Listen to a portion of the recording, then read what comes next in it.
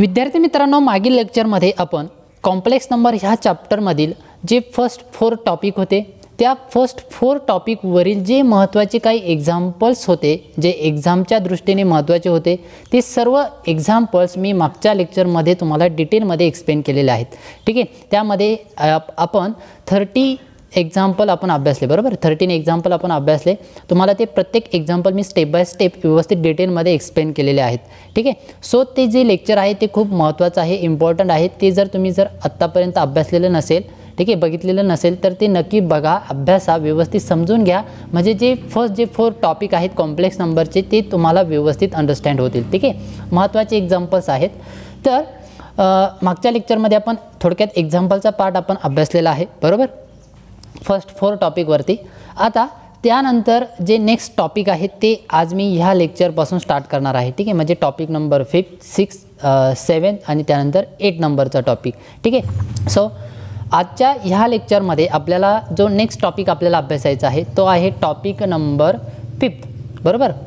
5 नंबरचा टॉपिक आपल्याला स्टार्ट करायचा आहे. तर 5 नंबरचा टॉपिक आहे आपला अर्गन डायग्राम और कॉम्प्लेक्स प्लेन. या पद्धतीने हा टॉपिक आहे आणि त्यामध्ये आपल्याला सब पॉईंट आपल्याला अभ्यासायचे आहेत. मॉड्युलस ऑफ झेड, ठीक आहे. त्यानंतर सेकंड आर्ग्युमेंट ऑफ झेड किंवा त्यालाच आपण ॲम्प्लिट्यूड ऑफ झेड असं देखील म्हणतो. त्यानंतर polar form and exponential form of complex number. ठीक आहे. या पद्धतीने हे सब पॉईंट आपल्याला या टॉपिकमध्ये आपल्याला अभ्यासायचे आहेत. खूप महत्त्वाचा पॉईंट आहे या पूर्ण होल चॅप्टरमध्ये. सो व्यवस्थित केअरफुली हे लेक्चर व्यवस्थित अभ्यासा. ठीक आहे. तर बघा, आपण डायरेक्टली आपल्या ह्या 5 नंबरच्या टॉपिकला स्टार्ट करूया. नक्की काय कॉन्सेप्ट आहे, ही अर्गन डायग्राम नक्की काय कॉन्सेप्ट आहे, मॉड्युलस ऑफ झेड काय आहे. ठीक आहे. मी प्रत्येक कॉन्सेप्ट जे टॉपिक आहे तो तुम्हाला डिटेलमध्ये एक्सप्लेन करणार आहे. तर बघा, डायरेक्टली आपल्या टॉपिकला स्टार्ट करूया. तर आपल्या टॉपिकचं मी इथे आधी जे नेम आहे ते आधी राईट करतो. आपला जो टॉपिक आहे तो काय आहे, अर्गन डायग्राम. ठीक आहे. ठीक आहे. या पद्धतीने तो टॉपिक आहे किंवा त्याला आपण कॉम्प्लेक्स प्लेन देखील म्हणू शकतो. Okay, complex plane. या पद्धतीने आपला हा 5 नंबरचा टॉपिक आहे. आता नक्की काय आहे अर्गन डायग्राम किंवा कॉम्प्लेक्स प्लेन. तर सिम्पली बघा, ज्या पद्धतीने आपण एखादा रिअल नंबर असतो, सपोज इथे बघा, मी जर तुम्ही अभ्यासलेलं आहे ते, बरोबर, 10 स्टँडर्डमध्ये तुम्ही ते अभ्यासलेलं आहे की एखादा कोऑर्डिनेट, एखादा पॉईंट तुम्ही रिअल ॲक्सिसवरती कशा पद्धतीने ते पुट करू शकता. सपोज जर एखादा पॉईंट घेतो मी इथे बघा, कन्सिडर करतो, सपोज 2,3 या पद्धतीने मी एक पॉईंट घेतला. ठीक आहे. सपोज पी आणि त्याचे कोऑर्डिनेट आहे 2,3, बरोबर. हा जो फर्स्ट जो कोऑर्डिनेट आहे तो आपला एक्स कोऑर्डिनेट असतो, बरोबर. आणि हा जो सेकंड कोऑर्डिनेट असतो तो आपला वाय कोऑर्डिनेट असतो. आणि हा जर पॉईंट आपल्याला जर ॲक्सिसवरती जर रिप्रेझेंट करायचं असेल, म्हणजे जर त्याचं ग्राफिकल रिप्रेझेंटेशन करायचं असेल, तर आपण ते या पद्धतीने रिप्रेझेंट करत असतो. बघा, या पद्धतीने मी आधी ॲक्सिस ड्रॉ करतो. ठीक आहे. हा एक्स ॲक्सिस, हा वाय ॲक्सिस, बरोबर. आता दोन्ही टर्म पॉझिटिव्ह आहेत, म्हणजे आपल्या फर्स्ट क्वाड्रंटमध्ये येणार आहे, बरोबर. म्हणजे इथे सपोज 1, त्यानंतर इथे सपोज 2 आहे, इथे 3. ओके, बस. त्यानंतर इथे 1, इथे सपोज 2 आणि इथे 3. ठीक आहे. इकडे निगेटिव्ह नंबर असतील या पद्धतीने आणि इकडे खाली देखील निगेटिव्ह नंबर असतील या पद्धतीने. कळते ना. या पद्धतीने वरती पॉझिटिव्ह आणि त्याच्या ऑपोजिट साईडला निगेटिव्ह नंबर असते. इकडे पॉझिटिव्ह, त्याच्या ऑपोजिट साईडला निगेटिव्ह नंबर. हा एक्स ॲक्सेस, बरोबर, आणि हा व्हर्टिकली वाय ॲक्सेस. या पद्धतीने असतं ते. बेसिकली जे इंटिजरचे ज्या पद्धतीने कोऑर्डिनेट असतात ते कशा पद्धतीने आपण ग्राफिकल रिप्रेझेंटेशन त्यांचं करू शकतो, ते पॉईंट कशा पद्धतीने आपण ग्राफमध्ये प्लॉट करू शकतो ते मी तुम्हाला आधी एक्सप्लेन करतो. आणि त्यानंतर आपण एखादा कॉम्प्लेक्स नंबर कशा पद्धतीने त्याचा ग्राफ आपण ड्रॉ करू शकतो ते मी तुम्हाला एक्सप्लेन करतो. ठीक आहे. सो आधी हे समजून घ्या. बेसिकली तुम्हाला माहीत आहे, बट तरी त्याचं इंट्रोडक्शन आपण करून घेऊया. ठीक आहे. सो एक्स कोऑर्डिनेट आपला किती आहे, 2 आहे, बरोबर. म्हणजे आपला हा पॉईंट, बरोबर, या पद्धतीने. आणि त्यानंतर वाय कोऑर्डिनेट आहे 3, तो वाय ॲक्सिसवरचा घ्यायचा आहे, म्हणजे या पद्धतीने बघा. आणि इकडे 2 या पद्धतीने. म्हणजे इथे जो पॉईंट भेटणार आहे, इथे ह्या पोझिशनला हा पॉईंट किती असणार आहे, P of 2,3. ठीक आहे. हा जो पॉईंट असणार आहे आपला, हा या पद्धतीने इथे ग्राफमध्ये आपण प्लॉट करणार आहोत, ठीक आहे. म्हणजे या पद्धतीने आपल्याला तो प्लॉट करता येईल जर आपल्याला तो ग्राफिकल रिप्रेझेंटेशनने शो करायचा असेल तर, ठीक आहे. तर तो फर्स्ट क्वाड्रंटमध्ये पुट होणार आहे, लक्षात येते या पद्धतीने. मग आता याच पद्धतीने एखादा कॉम्प्लेक्स नंबर आपण ज्यावेळेस तो ॲक्सिसवरती किंवा त्या ग्राफमध्ये ज्यावेळेस आपण प्लॉट करणार आहोत त्यावेळेस त्याला आपण म्हणणार आहोत, ठीक आहे, त्या पूर्ण रिप्रेझेंटेशनला आपण म्हणणार आहोत अर्गन डायग्राम. लक्षात येते, हीच कॉन्सेप्ट आहे बेसिकली. अर्गन डायग्राम म्हणजे काय किंवा कॉम्प्लेक्स प्लेन म्हणजे काय, तर इथे जशा पद्धतीने बघा, इथे आपल्याकडे हा रिअल ॲक्सिस दोन आहेत बरोबर, हा एक एक्स ॲक्सिस आणि इथे हा वाय ॲक्सिस, हे दोन रिअल ॲक्सिस आहेत. रिअल का, तर इकडे पॉझिटिव्ह आणि इकडे निगेटिव्ह, ठीक आहे, इंटिजर्स, इकडे पॉझिटिव्ह इंटिजर इकडे निगेटिव्ह इंटिजर, या पद्धतीने दोन ॲक्सिस आहेत आणि त्या दोन ॲक्सिसच्या थ्रू आपण एखादा पॉईंट त्या ग्राफमध्ये त्या ॲक्सिसवर प्लॉट करत असतो बरोबर, या पद्धतीने. हे झालं रिअल पार्टसाठी, ठीक आहे. ते जर कॉम्प्लेक्स नंबरमध्ये असेल तर सेम याच पद्धतीने, फक्त त्याला वर्ड चेंज झालेला आहे, काय, अर्गन डायग्राम किंवा त्याला आपण कॉम्प्लेक्स प्लेन म्हणतो, ठीक आहे. मग आता आपण ते देखील एक्झाम्पल आपण अभ्यासूया. हे कळालं की नक्की अर्गन डायग्राम म्हणजे काय आहे, तर अर्गन डायग्राम म्हणजे काय की रिप्रेझेंटेशन ऑफ कॉम्प्लेक्स नंबर, ठीक आहे. कॉम्प्लेक्स नंबरचं representation by points in a plane, ठीक आहे. प्लेनमध्ये म्हणा, आता प्लेनच म्हणणार कारण आपल्याकडे दोन ॲक्सिस असणार आहेत, ठीक आहे, त्यामुळे ते प्लेन होणार आहे. ओके, मग representation of complex number by points in a plane is called Argand diagram, ठीक आहे. मग आता तो रिप्रेझेंट कशा पद्धतीने करायचा, एखादा कॉम्प्लेक्स नंबर प्लेनवरती कशा पद्धतीने रिप्रेझेंट करायचं ते आपण अभ्यासूया. जसं इथे आपण अभ्यासलं, इथे दोन कोऑर्डिनेट होते आपल्याकडे बरोबर, एक्स आणि वाय, ते आपण या पद्धतीने प्लॉट केले. त्याच पद्धतीने आता आपण कॉम्प्लेक्स नंबर प्लॉट करूया. बघा, सपोज एनी कॉम्प्लेक्स नंबर आपण घेऊ शकतो बरोबर.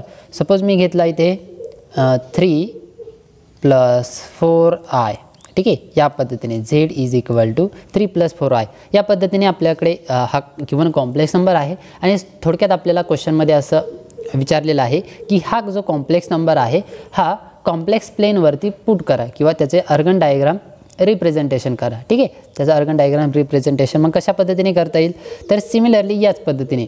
मग ते फर्स्ट आधी आपल्याला काय करायला लागेल, तो पॉईंट फॉर्ममध्ये आपल्याला आधी तो कन्वर्ट करावा लागेल, ठीक आहे.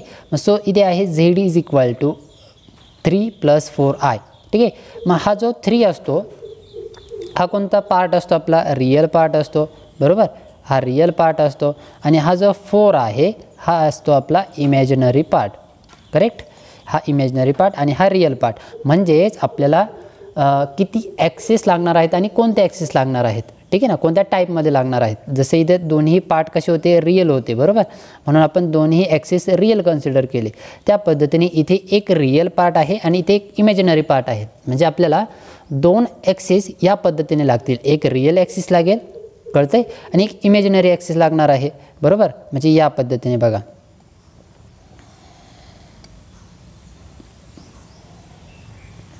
मी दोन ॲक्सिस ड्रॉ केले या पद्धतीने.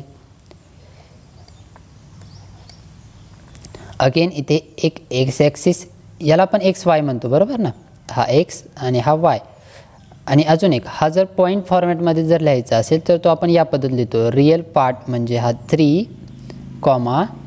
त्याचा इमॅजिनरी पार्ट किती आहे, 4 आहे, ठीक आहे, या पद्धतीने. हे लक्षात घ्या आता इथून पुढे, कारण ही कॉन्सेप्ट आपली यादी झालेली नाही. एखादा कॉम्प्लेक्स नंबर या पद्धतीने जर गिवन असेल तर तो कोऑर्डिनेट फॉर्ममध्ये आपण या पद्धतीने लिहितो. बघा इथे 3 + 4i या पद्धतीने होतं बरोबर.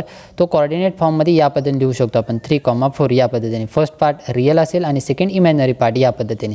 आणि हा पॉईंट आपल्याकडे या पद्धतीने जर गिवन असेल तर तो आपण इथे पुट करू शकतो, ठीक आहे. मग आता आपल्याला फक्त इथे ॲक्सिस वरती पॉईंट घ्यायचे आहेत. बघा इथे हा एक्स ॲक्सिस आणि हा वाय ॲक्सिस, ठीक आहे. आता लक्षात घ्या, आता जो रिअल पार्ट आहे तो एक्स ॲक्सिसवरती कन्सिडर करायचा आहे, ठीक आहे. एक्स ॲक्सिस म्हणजे आपला रिअल पार्ट असणार आहे, कारण बघा इथे एक्स म्हणजे आपला 3 असणार आहे, वाय म्हणजे 4 असणार आहे, बट 4 जो आहे तो इमॅजिनरी आहे, म्हणजे हा जो होल वाय ॲक्सिस आहे तो आपला इमॅजिनरी असणार आहे, ठीक आहे, इमॅजिनरी. ओके, या पद्धतीने वाय ॲक्सिस लक्षात घ्या. मी पुन्हा सांगतो बघा, एक्स ॲक्सिस जो असणार आहे आपला कॉम्प्लेक्ससाठी चेक करतोय आपण बरोबर ना, कॉम्प्लेक्ससाठी स्टडी करतोय. सो कॉम्प्लेक्स नंबरसाठी हा जो एक्स ॲक्सिस आहे तो आपला रिअल पार्ट असणार आहे किंवा रिअल नंबर असणार आहे त्यामध्ये. आणि वाय ॲक्सिस जो रिप्रेझेंट करणार आहे तो ॲक्सिस हा इमॅजिनरी नंबर रिप्रेझेंट करेल. ठीक आहे, या पद्धतीने. ओके, मग इथे सपोज इथे आहे 1 2 3 4 अँड 5. ठीक आहे, अप टू सो ऑन पुढे वाढत जाणार आहे ते या पद्धतीने. ओके, इथे 1 आय. ठीक आहे, 1 आय, त्यानंतर इथे 2 आय, नंतर 3 आय, नंतर 4 आय. या पद्धतीने इथे आयची टर्म येणार आहे. कळते ना, आय काय घेतला आपण तर हा जो ॲक्सिस आहे हा इमॅजिनरी ॲक्सिस आहे. ठीक आहे, म्हणून 1 आय 2 आय 3 आय 4 आय. आणि इकडे ऑपोजिट साईडला किती असणार आहे निगेटिव्ह -1 आय, इकडे त्यानंतर -2 आय -3 आय या पद्धतीने. ठीक आहे, आणि इकडे देखील एक्स ॲक्सिसवरती देखील त्याच पद्धतीने इकडे 1 2 3 होता तर इकडे येईल -1 -2 -3 या पद्धतीने. कळते, या पद्धतीने.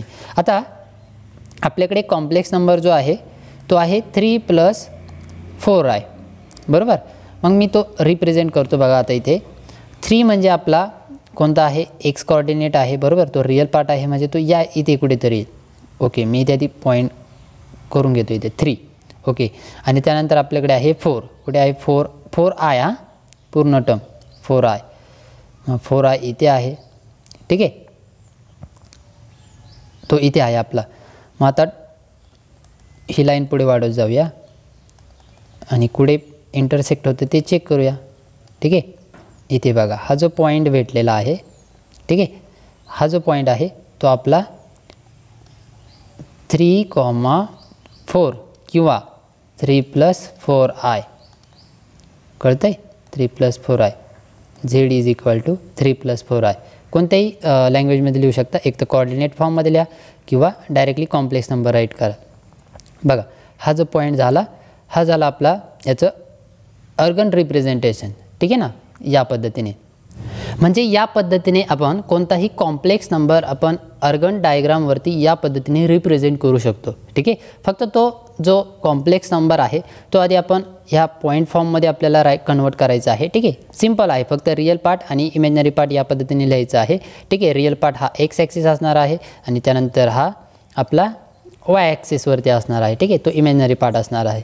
या पद्धतीने तो पॉईंट फक्त आपल्याला इथे ग्राफमध्ये पुट करायचा आहे. ठीक आहे, एकदम सिम्पल कॉन्सेप्ट आहे. कोणतं एक्झाम्पल घेऊ शकता. चला मी अजून एखादा एक्झाम्पल घेऊन दाखवतो. सपोज इथे -5 + 2i या पद्धतीने आहे. ठीक आहे, z is equal to. Okay, आता हा ग्राफमध्ये मला पुट करायचा आहे किंवा त्याचं ग्राफिकल रिप्रेझेंटेशन करायचं आहे अर्गन डायग्राममध्ये. तर मग कशा पद्धतीने अगेन 2 ॲक्सिस. बरोबर, या पद्धतीने. आता इथे हा आपला एक्स ॲक्सिसवरती पुट होईल आणि हा वाय ॲक्सिसवरती. एक्स ॲक्सिसवरती -5 पर्यंत जाते. बरोबर, म्हणजे इथे 1 2 अप टू इथे कुठेतरी सपोज -5 येणार आहे. सॉरी, इथे +5 आणि हा एक्स ॲक्सिसवरती निगेटिव्ह टर्म आहे. हां, हे बघा व्यवस्थित कुठे जाणार आहे हा पॉईंट तर ह्या साईडला व्हॅरी होईल तो इकडे LHSकडे. कळते ना, निगेटिव्ह आहे म्हणून. बघा तो जो -5 आहे तो इकडे येईल, इकडे नाही, हा इकडे पॉझिटिव्ह टर्म असतात. ओके, आणि त्यानंतर हा वाय जो आहे हा पॉझिटिव्ह आहे म्हणजे पॉझिटिव्ह टर्म इकडे असते. बरोबर ना, वरती. हा इकडे वायची टर्म आहे आणि ही एक्सची टर्म आहे इकडे एक्स ॲक्सिस. मग वाय किती आहे 2 आहे. सपोज तो इथे कुठेतरी रिप्रेझेंट होतो. ठीक आहे, मग आता बघा आणि इकडे म्हणजे इथे पॉईंट भेटतो आहे. बरोबर, तो म्हणजे हा -5, 2 या पद्धतीने रिप्रेझेंट होईल. लक्षात येते, एकदम सिम्पल आहे. हे झालं त्याचं अर्गन डायग्राम रिप्रेझेंटेशन. ओके, तर या पद्धतीने आपल्याला अर्गन डायग्राम ह्या टॉपिकमध्ये या पद्धतीने आपल्याला तो कॉम्प्लेक्स नंबर रिप्रेझेंट करायचा असतो इन ग्राफिकल फॉर्ममध्ये. ठीक आहे, आता जी नेक्स्ट कॉन्सेप्ट आहे महत्त्वाची ती म्हणजे मॉड्युलस ऑफ झेड, त्यानंतर आर्ग्युमेंट ऑफ झेड आणि त्यानंतर पोलर फॉर्म आणि exponential form of complex number. ठीक आहे, ह्या तिन्ही ज्या कॉन्सेप्ट आहेत त्या महत्त्वाच्या आहेत. फर्स्ट ऑफ ऑल आधी जो मॉड्युलस ऑफ झेड आहे. ठीक आहे, आता तिन्ही कॉन्सेप्ट मी एकत्र एक्सप्लेन करणार आहे की आर्ग्युमेंट ऑफ झेड काय आहे आणि मॉड्युलस ऑफ झेड काय आहे. ठीक आहे, आणि मग त्यानंतर सेपरेटली पोलर फॉर्म कशा पद्धतीने फाइंड करायचा आणि एक्सपोनेन्शियल फॉर्म कशा पद्धतीने फाइंड करायचा ते मी तुम्हाला एक्सप्लेन करेन. सो फर्स्ट ऑफ ऑल आधी आपण पुढचा पॉईंट बघूया म्हणजे मॉड्युलस ऑफ झेड. ठीक आहे, ही कन्सेप्ट व्यवस्थित लक्षात घ्या अर्गन डायग्रामची. त्या टॉपिकवरती देखील क्वेश्चन तुम्हाला विचारला जाऊ शकतो. ठीक आहे, ओके. तर नेक्स्ट आता geometrical meaning of modulus and argument. ठीक आहे, दोन्ही कन्सेप्ट मी एकत्रच एक्सप्लेन करणार आहे, मॉड्युलस ऑफ झेडची आणि आर्ग्युमेंट ऑफ झेडची. ठीक आहे, सो मी डायरेक्टली ते टायटल देतो की ती मॉड्युलस आधी राईट करतो.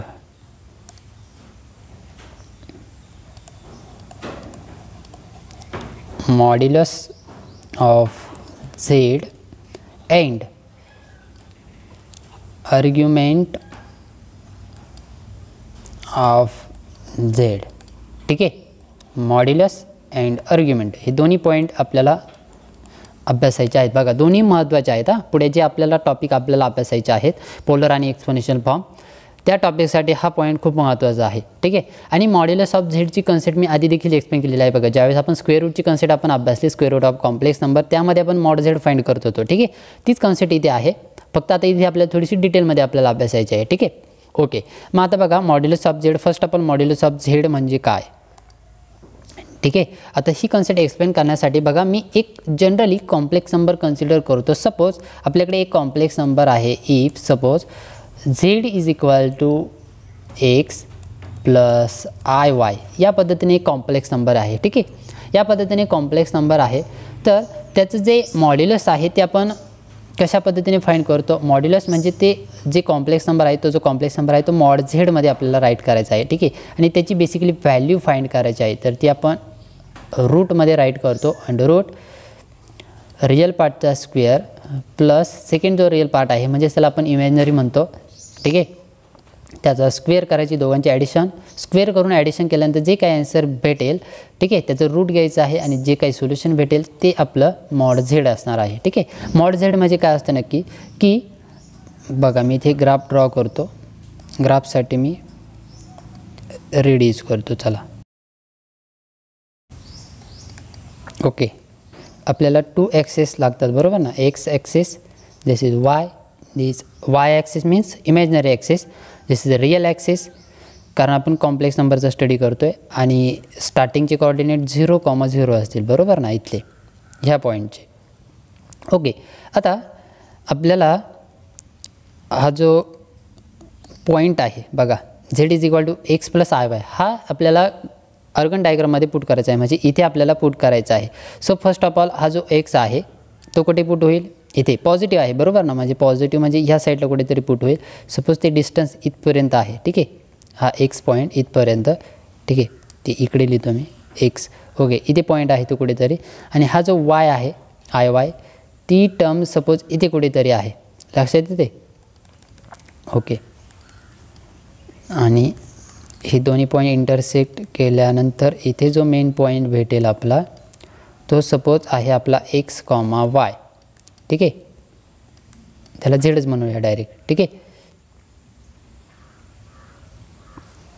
ओके. तर आपल्याला झेड इज इक्वल टू काय भेटलं, z is equal to x plus y, या पद्धतीने याचं रिप्रेझेंटेशन केलं आपण. ठीक आहे, आपल्याला बेसिकली मॉड्युलस ऑफ झेड आणि आर्ग्युमेंट ऑफ झेड दोन्ही कॉन्सेप्ट सायमल्टेनियसली अभ्यासायचे आहेत. मग मॉड्युलस झेड हे ग्राफिकल लँग्वेजमध्ये आपण कशा पद्धतीने समजून घेऊ शकतो, तर बघा इथे तुम्हाला थिअरीमध्ये कळालंच असेल. ठीक आहे, मॉड झेड आपण डायरेक्टली या पद्धतीने लिहू शकतो मॅथमॅटिकलमध्ये. ओके, आता ते ग्राफमध्ये या पद्धतीने आपण पुट करणार आहोत. बघा मॉड झेड ही जी काही कॉन्सेप्ट आहे किंवा मॉड झेड म्हणजे नक्की काय असणार आहे, तर मॉड झेड म्हणजे सिम्पली बघा आता इथे आपण मी ग्राफ पुट केलेलंच आहे. सो ती जी काही डिस्टन्स आहे कुठून, मॉड झेड म्हणजे जो आपला कॉम्प्लेक्स नंबर आहे तो कॉम्प्लेक्स नंबर हा ह्या ओरिजिनपासून, ठीक आहे, आपला जो हा ओरिजिन आहे ह्या ओरिजिनपासून तर त्याचं जे काही डिस्टन्स आहे, ठीक आहे ना, ओरिजिनपासूनचं जे काही त्याचं डिस्टन्स आहे ते बेसिकली मेजर करायचं असतं मॉड झेड म्हणजे. ओके, लाईन थोडीशी तिरपी झालेली आहे पण समजून घ्या. ठीक आहे, एक स्ट्रेट लाईन फॉर्म करायची आहे. ओके, तर ही जी काही डिस्टन्स आहे ना ह्या ओरिजिनपासून, सपोज हा ओरिजिनचा इथे ओरिजिन टू ह्या झेड पॉईंटपर्यंतचं हे जे काही डिस्टन्स आहे याला बेसिकली आपण म्हणत असतो मॉड झेड. ठीक आहे, आणि तेच मॉड झेड आपल्याला फाइंड करायचं असतं. दिस इज मॉड झेड. लक्षात येते ना, मॉड झेड म्हणजे काय आहे. मॉड झेड म्हणजे की आपला एखादा पॉईंट आहे एनी कॉम्प्लेक्स नंबर, तो इथे ग्राफमध्ये आपण पुट केला, ठीक आहे. तो इथे कुठेतरी पुट होईल. आता इथे आपले दोन्ही पॉझिटिव्ह नंबर होते म्हणून इथे फर्स्ट क्वाड्रंटमध्ये पुट झाला, ठीक आहे, या पद्धतीने. आणि आता त्या कॉम्प्लेक्स नंबरचं त्या पॉईंटचं डिस्टन्स कुठून ह्या ओरिजिनपासूनचं जे डिस्टन्स आहे, जे काही डिस्टन्स आपल्याला भेटेल ते डिस्टन्स म्हणजे आपला ही मॉड झेडची टर्म असणार आहे, ठीक आहे. म्हणजे आपण हे जे फाइंड करतो ना, ते जे डिस्टन्स आहे ते कोणत्या दोन पॉईंटमधलं आहे, तर या ओ आणि आपल्या गिवन पॉईंटमधलं आहे. लक्षात येते, ओरिजिनपासूनचं डिस्टन्स आहे. ओके, आता हे झालं मॉड झेडची कन्सेप्ट किंवा मॉड्युलस ऑफ झेडची कन्सेप्ट. मॉड झेड नक्की तुम्हाला काय ते कळलं असेल. तर आता पुढे जाऊया आर्ग्युमेंट ऑफ झेडकडे. आता ह्याच ग्राफमध्ये मी तुम्हाला आर्ग्युमेंट ऑफ झेडची कन्सेप्ट एक्सप्लेन करणार आहे की नक्की आर्ग्युमेंट ऑफ झेड काय आहे, ठीक आहे. आर्ग्युमेंट ऑफ झेडला आपण ॲम्प्लिट्यूड ऑफ झेड देखील म्हणू शकतो, ठीक आहे. दोन्ही वर्ड व्यवस्थित लक्षात ठेवा. कधी कधी तुम्हाला तुमची मिस्टेक होण्यासाठी तुम्हाला ॲम्प्लिट्यूड देखील हा वर्ड यूज करू शकता. म्हणजे find the amplitude of Z या पद्धतीने देखील विचारू शकता. मग तुम्ही असं नको कन्सिडर करायला की हा टॉपिक का किंवा ही जी काही कन्सेप्ट आहे ही आमची झालेलीच नाही आहे, ठीक आहे. तर आर्ग्युमेंट किंवा त्यालाच वर्ड दुसरा काय आहे, ॲम्प्लिट्यूड. ओके, मग आता आर्ग्युमेंट किंवा ॲम्प्लिट्यूड म्हणजे नक्की काय आहे, तर सिम्पली बघा, ही जी काही लाईन तयार होते ना, ही बघा 0 to झेडपर्यंतची ही जी काही मी लाईन ड्रॉ केलेली आहे, ठीक आहे. ह्या लाईन आणि हे जी काही ॲक्सिस आहे आपला, हा रिअल ॲक्सिस एक्स ॲक्सिस, ह्यामध्ये जो अँगल आहे तो अँगल बेसिकली आपला काय असतो, आर्ग्युमेंट असतो.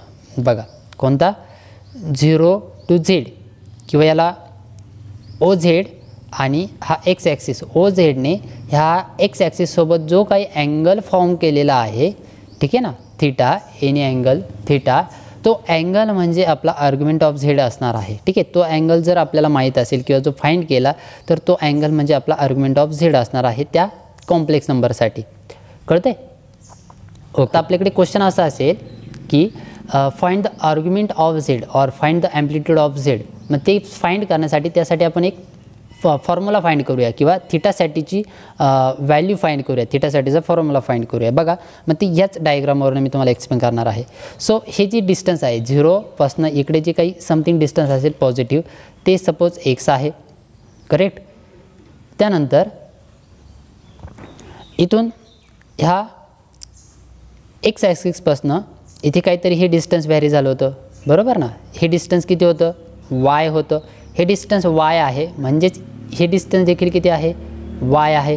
कळते ना. बघा परत एकदा सांगतो, इथून इथपर्यंत डिस्टन्स काहीतरी समथिंग पॉझिटिव्ह एक्स होतं, ठीक आहे. इन जनरली एक्स होतं, मग त्याला आपण एक्स कन्सिडर केलं. सिमिलरली ह्या पॉईंटपासून इथपर्यंतचं काहीतरी डिस्टन्स वाय होतं, ठीक आहे, पॉझिटिव्ह वाय होतं, ते इथे वाय आहे. मग हे जे काही डिस्टन्स आहे इकडे, तेच डिस्टन्स इकडे पण असणार आहे, बरोबर ना. कारण दोन्ही कसे आहेत, एकमेकाला पॅरलल आहेत, बट ते इक्वल देखील आहेत. त्यामुळे इथे वाय, हे जे डिस्टन्स आहे वाय, तेच इकडे वाय असणार आहे. आणि इथे जे एक्स डिस्टन्स आहे ते इकडे असणार आहे. पण वरच्या डिस्टन्सची आपल्याला काही गरज नाही, आपल्याला एक इथे ट्रायंगल कन्सिडर करायचं आहे. कळते. बघा ह्या डायग्राममध्ये आपण मॉड झेड फाइंड करून ठेवलेला आहे, तो आपल्याला पुढे लागणारच आहे, ठीक आहे. त्यामुळे तो मी ॲज इट इज ठेवलेला आहे. त्यानंतर इथे आपल्याला आता आर्ग्युमेंट ऑफ झेडची कॉन्सेप्ट आपल्याला अभ्यासायची आहे. तर या आर्ग्युमेंट ऑफ झेडसाठी मी काय सांगितलं की ही जी काही स्ट्रेट लाईन झालेली आहे इथे, ठीक आहे ना, जी तिरकी लाईन झालेली आहे, त्या लाईनने ह्या एक्स ॲक्सिससोबत जो काही अँगल फॉर्म केलेला आहे, बघा मी वर्ड कोणता यूज करतो आहे, एक्स ॲक्सिससोबत, नॉट वाय ॲक्सिससोबत ऑर एनी अदर ॲक्सिस. कोणत्या ॲक्सिससोबत, पॉझिटिव्ह एक्स ॲक्सिससोबत, ठीक आहे.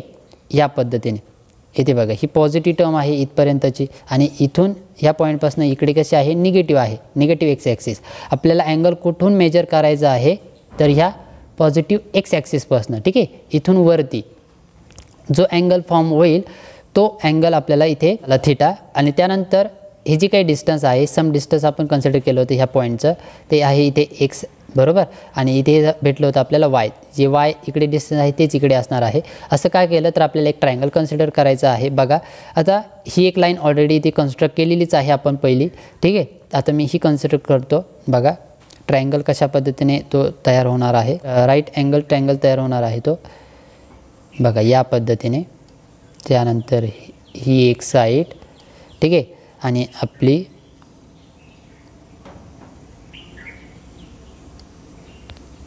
कळतंय या पद्धतीने. आणि इथे जे अँगल तयार होणार आहे हा किती असणार आहे 90 असणार आहे. ठीक आहे. आणि हा आपला किती आहे इथे थीटा आहे. कळतंय. आणि मग आता हा जो इथे ट्रायंगल फॉर्म झालेला आहे हा एक राईट अँगल ट्रायंगल फॉर्म झालेला आहे. राईट अँगल ट्रायंगल फॉर्म झाल्यामुळे इथे जो आपला जो ट्रायंगल आहे यामध्ये एक हायपोटेनस आपल्याला भेटणार आहे. ठीक आहे. कर्ण भेटणार आहे. म्हणजे कोणता हा जे ओ आणि झेड ही जी काही डिस्टन्स आहे किंवा ही जी लाईन आहे तो आपला कर्ण असणार आहे. बरोबर ना. बट बघा ज्यावेळेस युनिट सर्कलचा विचार करतो म्हणजे ही जी काही रॅडियस असणारं ज्यावेळेस सर्कल तयार करेल मी इथे बघा सपोज इथे मी ड्रॉ करतो. इथे हे जे काही डिस्टन्स आहे इथे हा पॉईंट सपोज पी आहे आपण तो पुट केला इथे याच्यावरती. ठीक आहे. आणि हे जे काही डिस्टन्स आहे सपोज इथे 2 आहे. ठीक आहे. हे डिस्टन्स 2 आहे मॉड जे 2 आहे. तर हे 2 डिस्टन्स असताना मी जर सर्कल इथे ड्रॉ केलं पूर्ण ह्या ग्राफवरती. ठीक आहे. तर म्हणजेच हे सर्कल ज्यावेळी ड्रॉ करेल त्यावेळेस ही काय होईल रॅडियस होईल. बरोबर ना. रॅडियस 2 असणारं सर्कल मी इथे ड्रॉ केलं. त्याच पद्धतीने इथे हे रॅडियस काहीतरी फॉर्म करेल. बरोबर ना. हे डिस्टन्स इथे मग याला ह्याच मॉड झेडला आपण काय म्हणू शकतो आर म्हणू शकतो. बरोबर. कारण मला आर देखील हे लेटर देखील पुढे यूज करायचं आहे. ठीक आहे. म्हणजे मी याला आर म्हणू शकतो. हे डिस्टन्स x झालं आणि हे y झालं. मग आता आपल्याला ट्रिकोनॉमेट्रिक रेशो यूज करायचे आहेत आणि त्या रेशोने आपल्याला थिटासाठी फॉर्म्युला फाइंड करायचा आहे की नक्की आपण जो थिटा आहे म्हणजे जो आर्ग्युमेंट आहे तो आपण कशा पद्धतीने फाइंड करू शकतो. बेसिकली आर्ग्युमेंट म्हणजे काय बघितलं आपण की त्या रिअल ॲक्सिससोबत पॉझिटिव्ह रिअल ॲक्सिससोबत जो अँगल फॉर्म करतो तो अँगल थिटा आपल्याला मेजर करायचा असतो. ठीक आहे. आणि त्याचा फॉर्म्युला आपण फाइंड करूया. बघा मग आता 2 रेशो मी इथे कन्सिडर करतो. सपोज साइन थिटा आणि साइन थिटाचा फॉर्म्युला काय आहे आपल्याकडे. साइन थिटाचा फॉर्म्युला काय असतो general formula opposite side upon hypotenuse. बरोबर. Opposite upon hypotenuse. ओके. आता जी अपोजिट साईड आहे कोणाच्या ह्या थिटाच्या थिटा कुठे आहे आपला इथे आहे. थिटाच्या अपोजिटची जी साईड आहे ती किती आहे इथे बघा इथे थिटा आहे. थिटाच्या अपोजिट साईड आहे इथे वाय. बरोबर. आणि हायपोटेनस किती आहे इथे आर आहे. बरोबर. किंवा मॉड झेड म्हणा. पण आता आपल्याला पुढे ती आरच्या फॉर्मॅटमध्येच राईट करायची आहे. मग सो आपण डायरेक्टली आर म्हणूया. म्हणजे बघा आपल्याला ऑपोजिट साईड किती भेटली वाय भेटली अपॉन जो हायपोटेनस आहे तो किती आहे कर्ण इथे आर आहे. ठीक आहे ना. बघा ऑपोजिट साईड म्हणजे समोरची बाजू. ठीक आहे. साइन थिटालाच आपण मराठीमध्ये म्हणजे तो मराठीमध्ये कसं म्हणणार आपण समोरची बाजू भागिले कर्ण. ठीक आहे. आणि इंग्लिशमध्ये ऑपोजिट साईडचं आपण हायपोटेनस या पद्धतीने. ओके. मग ऑपोजिट साईड म्हणजे समोरची बाजू ती आहे वाय आणि हायपोटेनस म्हणजे कर्ण ती आहे आर. ती या पद्धतीने दिली. म्हणजे साइन थिटाचा रेशो आपल्याला भेटला वाय अपॉन आर. ठीक आहे. आणि कॉस थिटा आपल्याला जो अँगल जो फाइंड करायचा आहे ना जो थिटा आपल्याला फाइंड करायचा आहे तो आपल्याला इन टर्म्स एक्स आणि वायच्या फॉर्मॅटमध्ये फाइंड करायचा आहे. का फाइंड करायचा आहे कारण आपल्याकडे झेड इज इक्वल टू काय आहे एक्स आणि वायच्या फॉर्मॅटमध्ये आहे. ठीक आहे ना. झेड इज इक्वल टू ही जी टर्म आहे ती कोणत्या 2 फॉर्मॅटमध्ये असते रिअल आणि इमॅजिनरी फॉर्मॅटमध्ये असते. एक रिअल पार्ट आणि एक इमॅजिनरीच्या पार्टमध्ये. बरोबर. त्यामध्ये एक्स आणि वाय ह्या 2 टर्म असतात. बरोबर. म्हणजे जो आपला थिटाचा जो काही फॉर्म्युला आहे तो इन टर्म्स कशामध्ये पाहिजे एक्स अँड वायच्या फॉर्मॅटमध्ये पाहिजे. म्हणजे कारण आपल्याकडे गिवन त्याच 2 टर्म असणार आहेत म्हणून ह्या गिवन 2 टर्मवरनं आपण हा थिटा फाइंड करू शकतो. बरोबर. म्हणून जो थिटाचा फॉर्म्युला जो आपल्याला फाइंड करायचा आहे तो एक्स अँड वायमध्ये पाहिजे आपल्याला. ठीक आहे. ओके. मग आता बघा आपण कॉस थिटासाठी सिम्प्लिफाय करूया. कॉस थिटासाठी किती भेटेल आपल्याला कॉस थिटा. चला कॉस थिटाचा फॉर्म्युला काय आहे ॲडजेसंट साईड अपॉन हायपोटेनस. ॲडजेसंट कोणती आहे ॲडजेसंट म्हणजे लगतची बाजू एक्स. ठीक आहे. ॲडजेसंट ठीक आहे. And hypotenuse upon hypotenuse is equal to adjacent किती आहे एक्स आहे लगतची बाजू एक्स अपॉन कर्ण जो आहे आर. ठीक आहे. मॉड झेड देखील म्हणू शकता पण आपल्याला ते आरच्या फॉर्मॅटमध्ये राईट करायचं आहे आर. ठीक आहे. युनिट सर्कल जर कन्सिडर केलं तर ते रॅडियस आर मीन्स रॅडियस असणार आहे आणि ते युनिट सर्कल कन्सिडर केल्यानंतर ते यूज करायचं आहे. ठीक आहे. पण पुढे आपल्याला polar form exponential form find करायचा आहे ना. मग त्यासाठी मी इथे आर डायरेक्टली राईट केलेला आहे. लक्षात येते. ओके बघा, साईन थिटाचा रेशो भेटलेला आपल्याला Y upon R and cos थिटाचा रेशो भेटला आपल्याला एक्स अपॉन आर. ठीक आहे. ओके, मग आता मी टॅन थिटा कन्सिडर करतो. टॅन थिटाचा फॉर्म्युला काय आहे? Sine theta upon cos theta. ठीक आहे, तो फॉर्म्युला यूज करायचा टॅन थिटाचा, अपोजिट अपॉन ॲडजेसंट तो नाही, तर तो डायरेक्टली यूज केला तरी चालेल, पण साईन आणि कॉसच्या वरनं आपल्याला ते फाइंड करायचं आहे. ठीक आहे, मग साईन थिटाचा formula Y upon R upon त्या व्हॅल्यू आहेत ना ह्या दोन, त्या इथे पुट करून देऊया. कॉस थिटाचा व्हॅल्यू किती भेटली होती? एक्स अपॉन आर, आणि हे सिम्प्लिफाय कसं होईल? वाय अपॉन आर अपोजिट होईल. ठीक आहे ना, इथे आर आर गेट कॅन्सल, म्हणजे आपल्याला भेटेल वाय अपॉन एक्स, म्हणजेच टॅन थिटा आपल्याला किती भेटेल? वाय अपॉन एक्स भेटेल. ठीक आहे, या पद्धतीने. आणि म्हणजेच काय की हा जो थिटा आहे तो काय होऊ शकतो? इकडे टॅन इकडे गेल्यानंतर इनवर्स होईल, म्हणजे tan inverse y upon x. कळतं आहे? आणि हा जो थिटासाठीचा जी टर्म तयार झालेली आहे बघा, मी मगाशी काय म्हणलं की जो थिटा आहे तो इन टर्म्स एक्स आणि वायच्या फॉर्मॅटमध्ये आपल्याला पाहिजे, बरोबर. आणि इथे आपल्याला तेच भेटलेलं आहे बघा, जो थिटा आहे तो इन टर्म्स कशामध्ये भेटलेला आहे? वाय आणि एक्सच्या फॉर्मॅटमध्ये भेटलेला आहे. ठीक आहे ना, या पद्धतीने. म्हणजे हा जो जी टर्म भेटलेली आहे तो आपला फॉर्म्युला आहे कोणासाठीचा? अँगल मेजर करण्यासाठीचा. म्हणजेच कोणता अँगल? तर रिअल ॲक्सिससोबत आपला जो कॉम्प्लेक्स नंबर आहे तो किती अँगल रिअल ॲक्सिससोबत मेजर करतो, तो अँगल म्हणजे या फॉर्म्युल्याने आपण फाइंड करू शकतो. Theta is equal to tan inverse y upon x. कळतं आहे? तुम्ही जर म्हणाल, जर सपोज साईन थिटावरून आपण सिम्प्लिफाय केलं असतं, इथे सपोज साईन थिटा आपल्याकडे किती होता? इथे वाय अपॉन आर होता, बरोबर. पण sine theta is equal to y upon r होता, आणि जर मी थिटासाठी जर सिम्प्लिफाय केलं असतं तर साईन इनवर्स मला किती भेटलं असतं? वाय अपॉन आर भेटलं असतं. पण ह्या टर्ममध्ये किती आहे? आर आहे, आणि आपल्याला इन टर्म्स आरमध्ये नको आहे, आपल्याला कशामध्ये पाहिजे? एक्स आणि वायच्या फॉर्मॅटमध्ये पाहिजे, म्हणून आपण हा फॉर्म्युला क्रिएट केलेला आहे.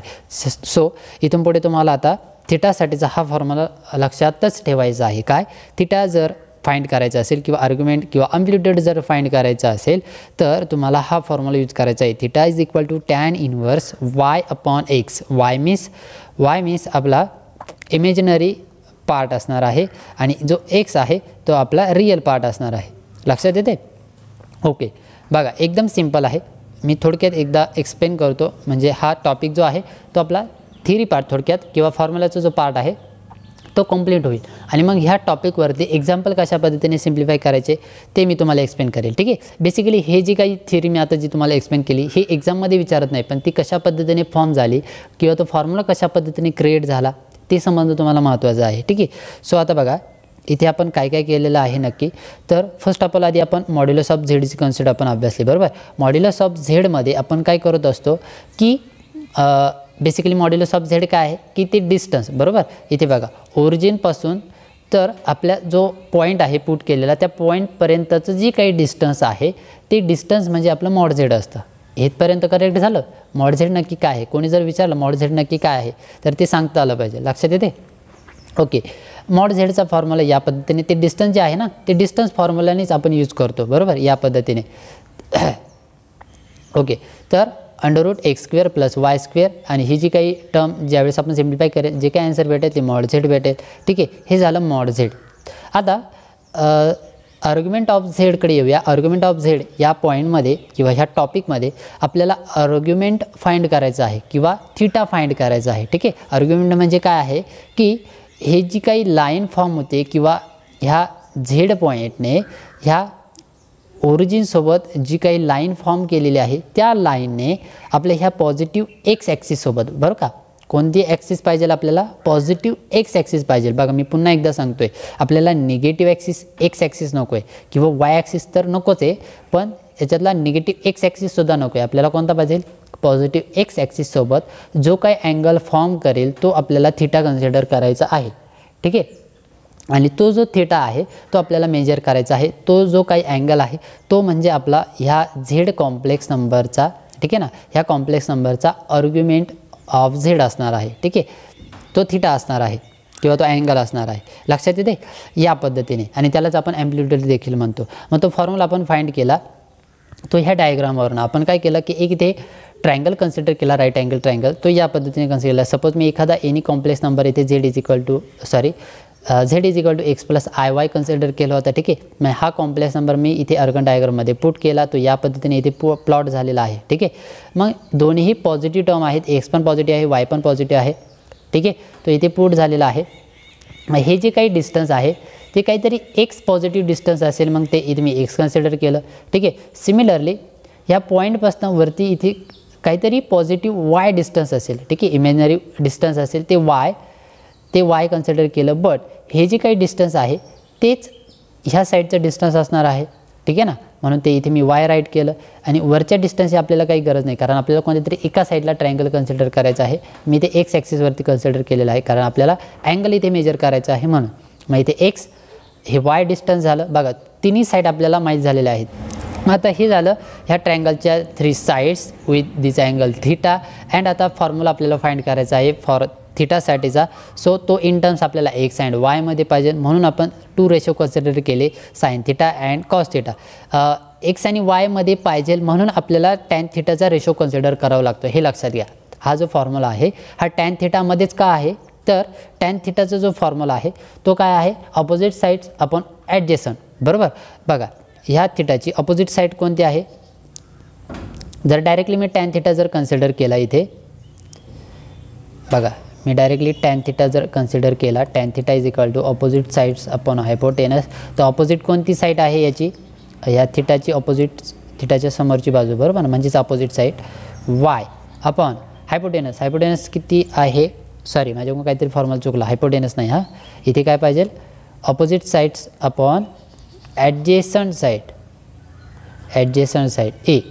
ठीक आहे ना, मग ॲडजेसंट किती आहे इथे, ह्या थिटाच्या ॲडजेसंट साईड आहे x, बरोबर, म्हणजे y अपॉन x. बघा डायरेक्टली भेटतं आहे, बरोबर ना. म्हणजे y आणि xच्या फॉर्मॅटमध्ये जो फॉर्म्युला आहे किंवा जो रेशो आहे ट्रिकोनोमेट्रिकचा तो कोणता आहे, टॅन थिटाचा आहे. म्हणून आपण इथे फॉर्म्युल्यासाठी कोणता रेशो चूज केलेला आहे, टॅन थिटाचा चूज केलेला आहे. लक्षात येते ना या पद्धतीने.